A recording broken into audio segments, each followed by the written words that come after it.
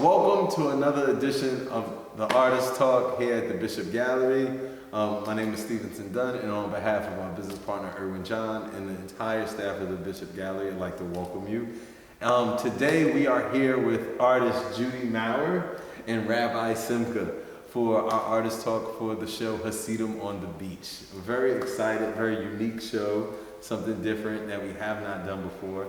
And we have two people here that will enlighten us a little bit and hopefully have some fun. I have I'm sitting between two characters right now, so this should be a lot of fun. First and foremost, we'll get started with just some basic introductions. I'll start with you, Judy. Hi, I'm Judy Maurer.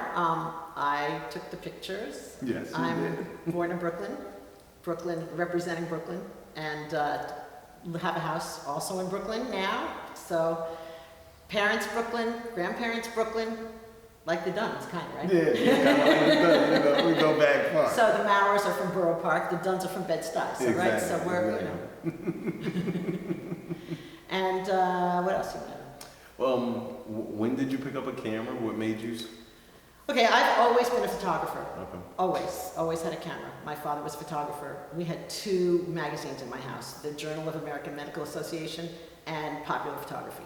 Basically, that was in the bathroom. And my father gave me my first camera, which was an Olympus, and shot, obviously, film, because I'm 150 years old. And had a very big career in the theater and in film and in music and in advertising. And about 8 years ago, I started to do photography professionally and started showing and had gallery shows, and I'm doing it full time now. So this body of work that we're going to talk about today, you've been working on this since the very beginning of your professional career. Yeah, 8 years. I've been actually eight or 9 years. It's an archive that's been growing and continues to grow, and I continue to shoot and I continue to work on it every day. And I'm gonna ask you some more questions and get into more detail about that. But first, we want to ask Rabi Simcha to introduce himself. Tell us a little bit about him. It's really a pleasure to be here. Thank you for having me. So I'm not a Brooklyn native. My name is Rabi Simcha Weinstein, and I grew up in Manchester, England. Wow. My background is, I did not grow up in a religious Hasidic family. I grew up, for want of a better word, normal. And my background is actually in the film industry. I studied film history and photography in university in Manchester. And really, in college, I got sort of more involved Jewishly, and that led to, an evolution, not a revolution. I went to Israel, to yeshiva, and I met my wife in Jerusalem, and we came to New York about 18 years ago. So I live now in Clinton Hill, Brooklyn, right down the street, and I chair the Religious Affairs Committee at Pratt Institute. Mm-hmm. So it's it's like ministering to myself 20 years ago, and I really stand at the periphery between the sect and the secular. So I'm in the middle of Hasidic Williamsburg and hipster Brooklyn. So we have our own sort of interesting hipster Hasidic haven on 541 Myrtle Avenue, where we have a gallery synagogue which tries to merge together these kind of different Jewish voices that inhabit the neighborhood. And so I could be I think I'm your key guy over here. This is a unique show. It's funny because usually we do the artist talks. It's just the artist. But me and Judy talked about it, and you were one of the first people we told about when we wanted to do this show, and you've been very supportive. And you just sit at this such unique intersection. So before we jump mostly into the artwork here, tell us a little bit. How did you end up at a gallery in managing a Jewish gallery?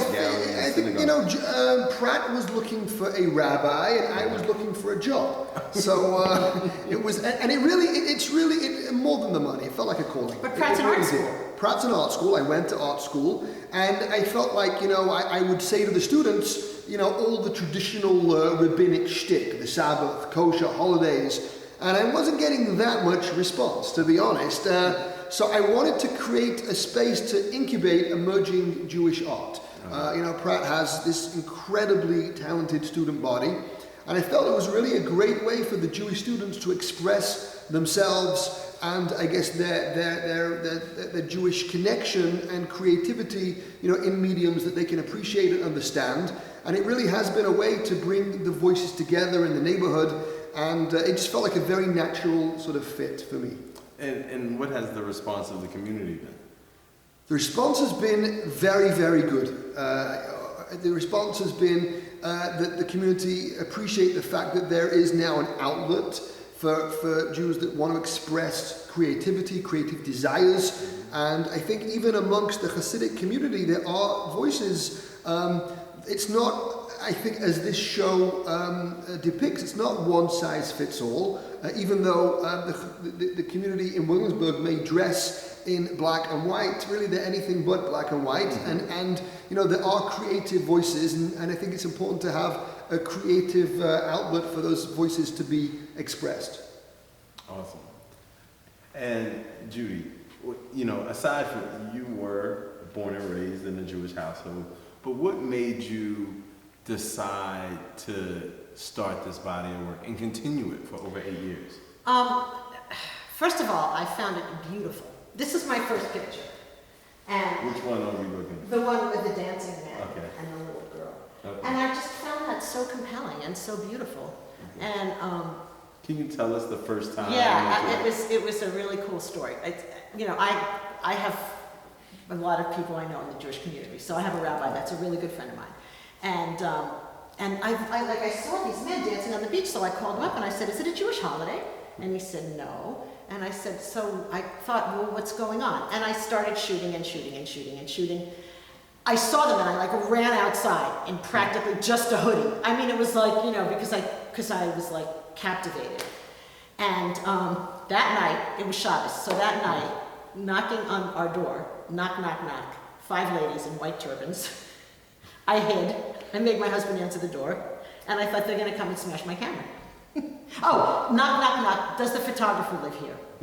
So I thought, okay, that's it. I'm done for. That's it. However, what they said is, we are a family of 17 brothers and sisters. Wow. We are having a family reunion for the first time in like 30 years. Wow. Would she send us some pictures, please? Wow. And it was like, Beautiful. oh my God. Yeah, it was. And you were it like, was, of course. Of course. And I sent them a lot of pictures. And like 2 months later, the matriarch wrote on a piece of paper a thank you note, which the son or one of the people photographed and sent me via email, her written thank you. So she was like, it was an amazing experience. And then I felt so much love for the community and saw them as just like, they're the same. Everybody, people are people, humans are humans. And if you're not exposed, then you don't know. You just have a stereotype of like what Hasidim are. Right. And they're so not. Like you said, there's no black and white. Everybody's different. And I have friends in the community, and we hang out, we swim together. Right. It's been a real eye-opener for me. And plus, I think it's beautiful. Right. And I come to it with such love and honor and respect. Right. Beautiful. Beautiful. I have to tell you that when I got the call, there's an art show, Hasidim on the beach. I was like, hey, this is not going to go down well in Williamsburg. And then I saw the art, and clearly there's a respect, there's a reverence, there's an appreciation, and I think you capture that shared sense of humanity. And what I was getting from the pictures was almost like, I don't know if you're familiar with the show. I believe it's on Netflix now, Shtisel. Yes. I'm getting it's a very Shtisel vibe because it's just, it's just Hasidim just living their lives. Exactly. And usually I found that many artists almost they fetishize the Hasidic community. And there's this sort of desire, because the community are maybe more insular and more modest and dance to the drum of their own tunes. There's this kind of feeling to sort of show the community in a very extreme posture. But this is it's very natural and it's very organic, and it's very loving, and it's very respectful, and you see the sense of family and community and children. The work is captivating, really. Thank you. I also feel that it's timeless in that this community came from Eastern Europe to continue and nurture that tradition which was wiped out in the Holocaust. Right. And I just find that also very, very compelling and timeless, because it's like, if you look at them, they're not, these pictures could be, they could be, aside from on the beach, they could be in a shtetl in Poland. Right. Yeah. Or they could be 100 years ago. That's what I'm saying, a shtetl in Poland 100 years ago. You're familiar with the work of Roman Vishniev? Of course. Right, they had a big influence on me. Yes, and me too, and me too. I mean, not that this is anything close to that, but it was, he documented the Hasidim back then in Poland. Right. And what has been the response so far from the community? Because I know some people have actually asked you to take their picture, but most of these pictures are taken from behind, or taken off to the side. Like, you're a fly on the wall in most of these pictures. Is it something where you're like, find yourself being more accepted on the beach, and people kind of know you're there? People kind of know me, and they know I never take anybody's picture without their permission, their face. Okay. If I don't have their permission, I always take them from behind. So if you notice, most of these you don't see anybody's faces. So that's kind of where I can draw my line of respect. Do you have any favorites? I do. And, they change all the time. So what are your current favorites? Well, that's my current favorite is that one, because it's Which one of the are you newest. looking It's the trail. The trail, the the wheel, father and the daughter footprints, walking. right? The footprints, The the path. father and daughter, Why? which is into infinity, which kind of is. It's so timeless, and it's so evocative for me of so many different emotions. Right. It kind of conjures up like the Exodus. It looks like they're in a desert. But and it's the promised land. It's like this parent and a child, and they're going somewhere, and he's wheeling a carriage, and where are they? I don't know, but they have a relationship, and I captured that moment, and I'm so happy I did. Some of the pictures without, when you don't see the architecture in the picture, and it's just beach and people, those really look like they can take you back to, whether it be 40 years or 100 years, like it depends on the Unless you see the ladies with the cell phone. Until you see the cell phones, right? Can you tell us a little bit about your process and how you actually decide what pictures to take and who to take pictures of? And because I'm sure there's tons of people on the beach. Yeah, well, I take pictures of every Chassid family that I see. Oh, wow. I mean, I just do, so I have thousands and thousands of pictures. Okay. But then the editing process starts. And that's, I have to call and edit and curate and edit and curate. And I think I gave you, of tens of thousands of pictures, I think I gave you guys about 400 or 500 pictures for you to choose. Yeah. We got that down to about 30, right? So, Rabbi Simcha, being that you have this background in photography as well, right. What are your thoughts about it as a body of work, Hasidim on the beach? I mean, like I said, when I heard the title, I was like, oh, vague, but I love the fact that it's just this, it's so natural, and it's almost like, for me, like a side note that these are Hasidim. They're just families living their lives, and they're just enjoying nature. And there's something very beautiful. And there's also something, as a rabbi, if I put on my yarmulke for a second, that there's something very spiritual. I mean, sort of like, the 5 books of Moses, the Torah begins with the separation of land and water, and the fact there's this respect for nature. I think it's very spiritual. It's very calming. It's very relaxed. It's very healing. I really do love the work, and it's also because it's a community that is insular.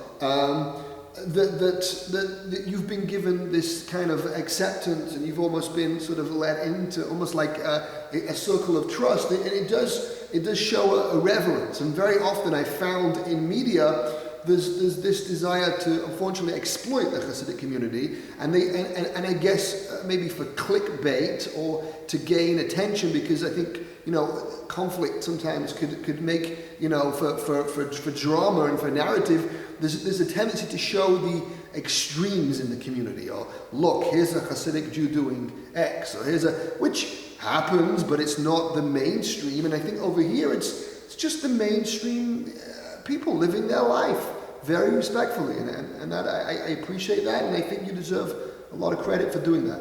Thank you. Yeah.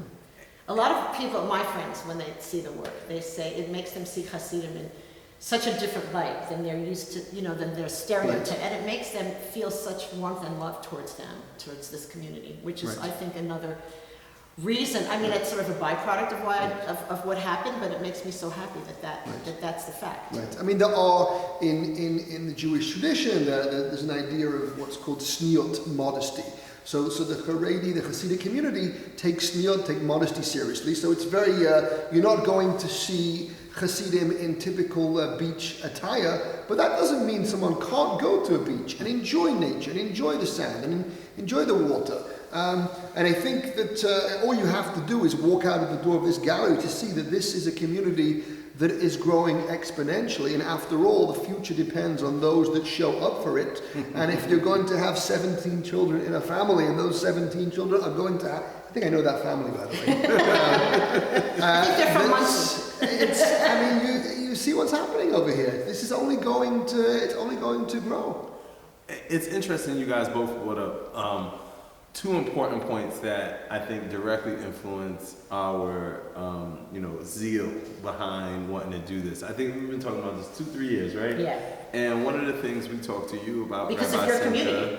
well, because of the community, we've been in Bed-Stuy our whole lives. Right. This place where we are in now, the Bishop Gallery, we used to work here when it was a property management office. There was no synagogue across the street. The neighborhood looked entirely different, right? As the things have changed, one of the things we pride ourselves with here at the Bishop Gallery is being connected with the community. Right. And it's easier to be said when it's like kind of your, the things you're used to, right? But as the community changes, how do you have that same connectivity, right? And we also didn't want it to be like in a kind of jumping on the fad kind of way, because we definitely don't want to be considered that type of gallery. So I think one of the big things for us was like to do it in a way that we felt was, expose people in public, but not be offensive or overstep. Right. And one of the things that I found, two things very interesting. One is our neighbors, the immediate, literally it was before Ademeyer moved, the Rabbi Nelson next door, the kosher sushi place, the wine cave, all of these folks, the feedback, and yourself included, was just very excitement and one of warmth and one of they were in almost disbelief that we were even trying to do something like this. And we did get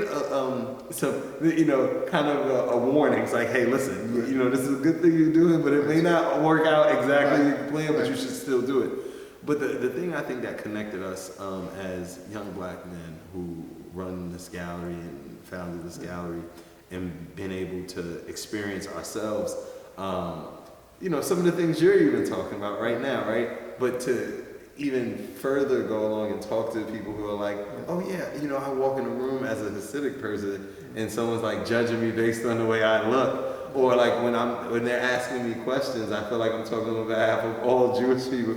And I'm sitting here and we're like, and they're like, no one knows how that feels. And we're like, we know exactly how that feels. And so it seemed like an opportunity to work with Judy, who had, done the heavy lifting of actually taking the pictures and being able to, kind of have that dialogue, right? And so, that was a long soliloquy, but I say all that to say, what do you see the future of this dialogue? First of all, I just want to say one thing. Yes. Thank you for giving me this solo show. And thank you for giving me this opportunity to show my work in this community.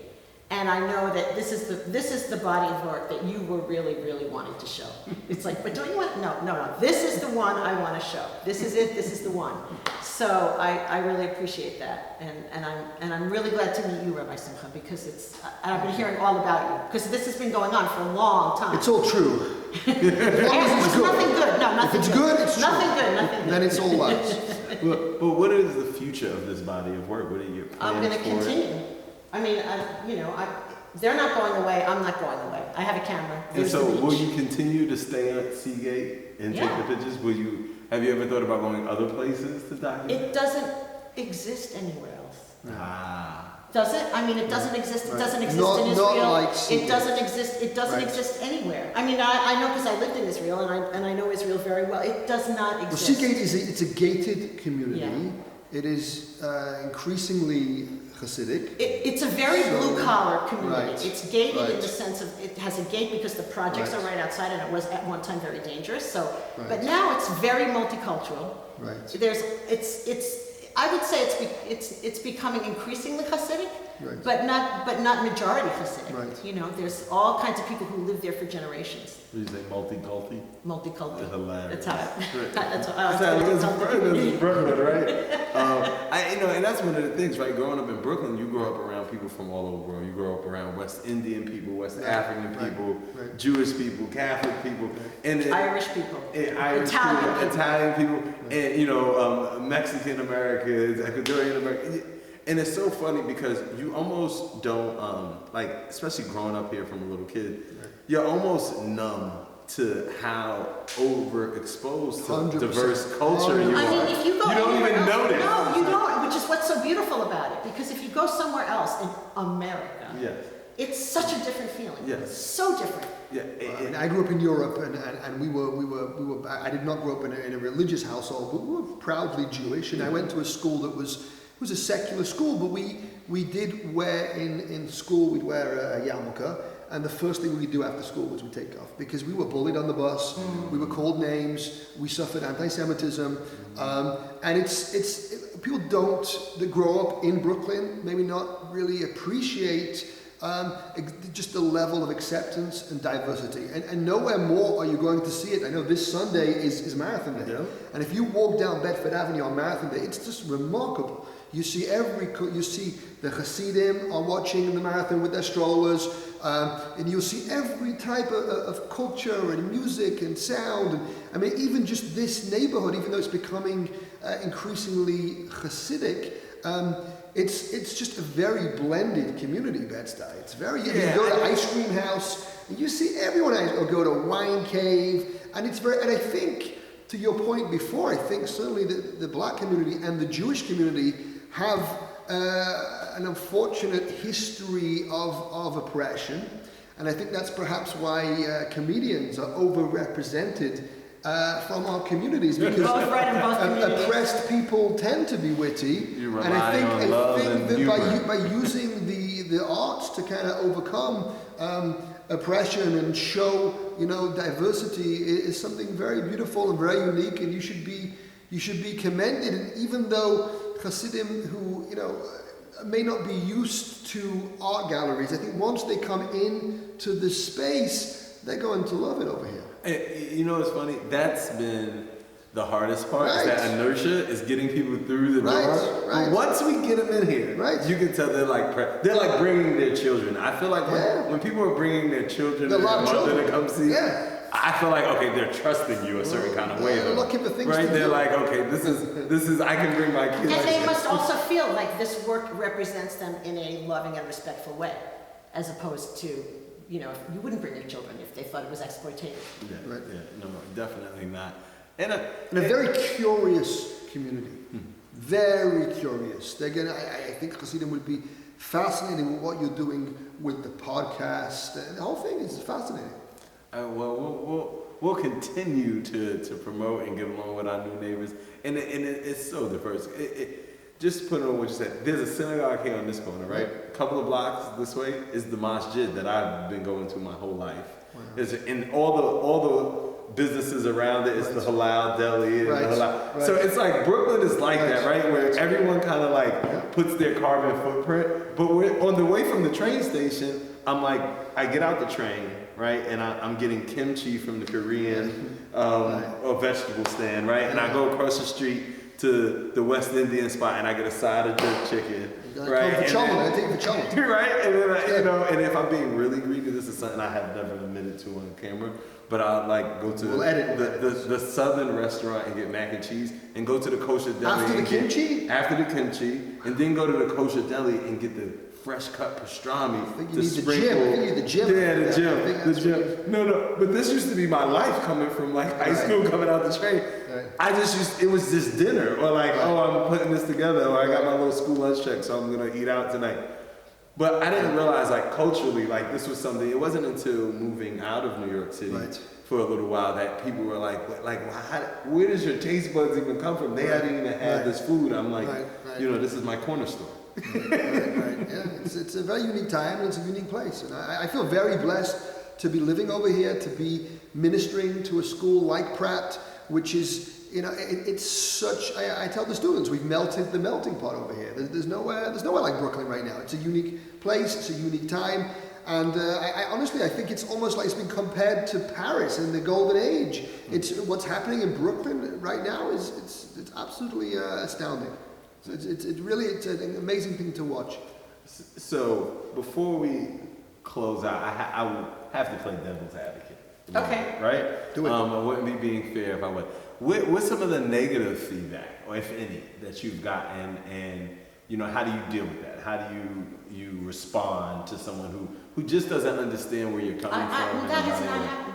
That has Except for that journalist. Okay, what happened? Okay. What happened? Well, he spelled my name wrong. Okay. It's never a good start. Journalism 101. Right. He failed. Right. Oh God. You know, he came at me. He had his own agenda, I felt. He came at me with like, well, you don't know the difference between the sects. You know, are they Lubavitch or are they Satmar? I don't know. You know, and you know that guy over there, that one in that picture, he's not a Hasidic man. He's just a regular Orthodox Jew. And it's like, what? You know, okay. So, and what? You know, it's like he felt as what you said, a persecuted Hasidic man. Right. And then I know you had the conversation with him. You know, do you know what it feels like to be a persecuted man? And you go, yeah, I'm a black Funnily Muslim. enough. It was interesting to have that dialogue because you could tell he was like venting to me. Right. And I was like laughing, like, but almost in a comfortable way. Like, you know what? Right. I know exactly how you feel, brother. You're venting to the right people. But I mean, in terms of like just my friends and people who are in the secular community, Christian, Muslim, Jewish, anything, you know, Asian, they love it. They are so. I have really good friends from Thailand that are photographers, and they two of them worked with me on this project, and they were in love with it. You know, they really helped me curate, and they really helped me, you know, see. For them, it's just like, it's beauty, it's art, it's timeless, you know? Yeah, I think without a question, aside from the context is extremely important, the subjects are extremely important, but I think without a doubt, you just took some great pictures. Like, without a doubt. I think had you not taken really good pictures, it wouldn't have translated all the other things that come along with it. You know, it almost becomes more documentary than, you know, fine art, and I think you found a way to make the archive something. I'm curious to know actually the technical process. Because there's a sepia feel to some of these. What kind of film stock? You know, I'll tell you, it's interesting. Technically. When I started, I didn't have a very good camera. I had like a kind of a beginner camera. I mean, because I come from film. So my first digital camera was kind of a starter digital camera. It was like a Nikon, and it was the starter Nikon. So over time, they look different and different. Well, obviously different times of day, different cameras, different cloudy, not cloudy, sunny, not sunny. I don't know, that sunset. You know, I'm lucky. I got lucky a Right. lot. And the ones that didn't, the ones that aren't lucky, you don't see. Right. That's your strategy. You're like, I'm gonna take 1,000 photos Yeah. and pick the good And I'm ones. gonna edit, I mean, and you know, like in photography, they say, you know, you shoot 100 pictures, and if you like 2, you're lucky, and that's Right. basically my ratio. Okay. Right, but they mostly look like they were shot not in the summer. They look more. No, It's they were cloudy. shot. Really, these are from the summer? Most of them were shot in the summer because Really? I mean, look at them, they're sitting in the water. There are a bunch of pictures that you don't see where they're actually up to their head, up to their necks. They're in the water, fully clothed. Right. Fully dressed, fully clothed. It's hotter than hell, and they're in the water. You know, groups of them, like the ladies, you know, most of the ladies. And, you know, so you see like 5 turbans floating around in the water, and they're fully clothed, fully dressed. So some of them, I have a couple of ones. I had a couple of ones in the autumn. The winter, you don't see too many people Right, because right. they're not hanging out. You know what's interesting? There's actually become it's a growing fad. Fad is the word. Fascination with modest clothing, and I know in Crown Heights now there's a lot of young Hasidic designers who have an Insta following that would rival some celebrities. So it's sort of interesting now. I've seen swimwear that is modest Yes. yet fashionable. Did you see the Sports Illustrated cover with the Muslim model with the kimar and hijab? No, but and I can everything? imagine. Yeah, It that's covered head to toe. There's nobody, I've never seen anybody in a modest swimsuit. yeah. No, I'm sure. talking head to toe. No, but I mean, I'm talking like they're all in their regular whatever clothes. Yeah. Right. I think people, the more cultural exchange happens, I think that's where because I think modesty in certain communities have always been a big thing. Right. A Hasidic community, Muslim community, Right. or Right. different religious communities. Right. I think what's happening now is that people who are not necessarily identifying with those communities are identifying with those fashions and Right. those designs Yeah. and supporting those causes. And I think that's from education. I think exposure, right? The shows like this, bringing people to Absolutely. because when I tell you our regulars that are not Jewish, are not part of Hasidic community or any of these things Right. that come in here, when they come in here and they see this, they're like, yo, this is dope. Like that's their no, they're just like, this is so interesting, Right. and you brought me to a place that I Right. feel comfortable in to see it. So I'm gonna come and actually see something that I would never, ever, ever go to see anywhere else, right? And so you're able to kind of bring horses to water. You know, they still got to drink on their own, but they're horses that usually wouldn't be allowed to be brought to the water. They wouldn't allow, they're wild horses, right? They don't want to be brought to water. I'm sorry, I didn't mean to interrupt you. No, You it's brought up Stiesel, for instance. Right. Okay, so there's a woman, she's Hasidic, Rachel, her name is, and I swim with her every Sunday, or during the summer, you know, so we swim. And then I lived in Israel, and I go to Israel every year. So before Stiesel was on Netflix, it was a series in Israel. Yes. So I brought back the DVDs. I mean, this is back in the day. So like 8 years ago? No, more like 5 years ago. And I gave her the DVDs.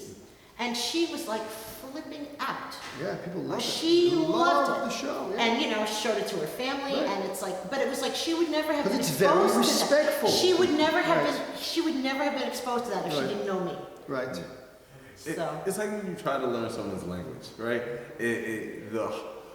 They almost appreciate it more the more you struggle, because you know you're putting the effort, Right. It's like, Right, you know, right. you went to try to learn a little bit Right, about me, right, try to right, understand right. me a little bit before you even sat down with me. It denotes a certain amount of respect, and I think when people feel that way, the conversation starts at a different place. Right. You can say Very things to respectful. Yeah, people yeah. that you may not be able to say in another context. Yes, this But is a safe place because to do we've it. started at a Right. place of respect, Right. you giving me the benefit of the doubt. I know you're not 100%. saying, even if I didn't like what you had to say, I know you're not saying it in Right. an angry way. Right. 'Cause Context and narrative. Yeah, very much.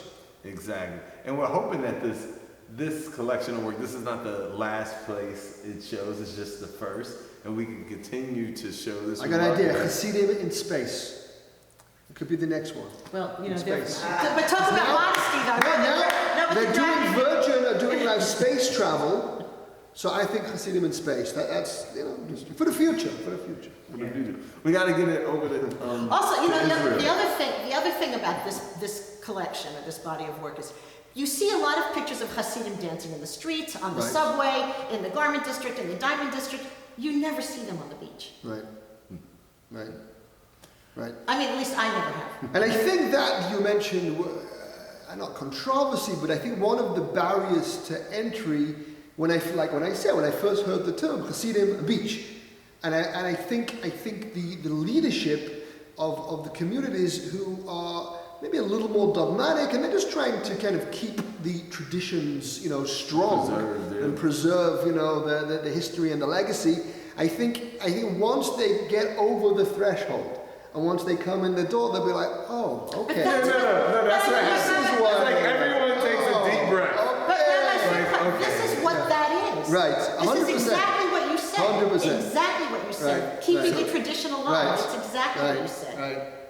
So is there anything you would, you want to share with the viewers just about your gallery, about this work, or just about yourself before we kind of I feel personally very connected to this work because I did sort of grow up in a more secular, creative environment, and now that I am the rabbi in Pratt, I'm trying very much to merge these worlds together. Mm-hmm. So I sort of feel like, hey, I'm not alone. Mm-hmm. Maybe we can do a show. Right, I would love that. Somebody else gets it, and someone else is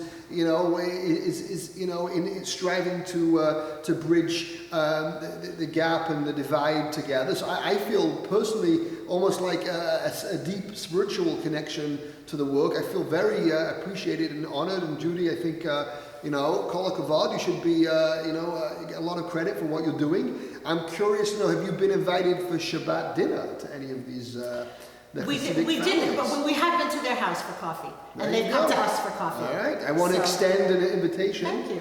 To the two of you, by the way. Oh, that would be great. For Shabbat dinner in our gallery. Wow. I would love you to Fantastic. come and meet some of the Hasidim that frequent our prayer service and talk about the work. I think this needs to continue. I also would love to inform the president of Pratt, who is a good friend of mine. I think she would love this work. So I think you're scratching the surface. I think it's a community that's growing exponentially, and this is really the epicenter. We're at ground zero, and I think this dialogue needs to continue. That's what I think. I like how you said that. With Bishop, we like to be at ground zero. Yeah, totally. So anything you want to close out with for us, Judy? I think we've pretty much said it. I'm just thrilled to be showing this work. I'm thrilled to be here with you. I'm thrilled to be with you guys. Period. Proud to have another proud Brooklynite to work with like you. So and you guys, and you guys really have supported me. And this is, by the way, this is not my first show at the Bishop. It's my first solo show, but it's not my first show. So they kind of glommed onto me, and I glommed onto them many years ago. And the Bishop and the Rabbi, we're good. Hey. Like a joke, the Bishop. So anyway, yeah. Oh man. So listen, thank you so much, both of you, for your time. Thank you. Simcha. Thank you. Judy, everybody, thank you for joining us. The man over here. The man. Thank you.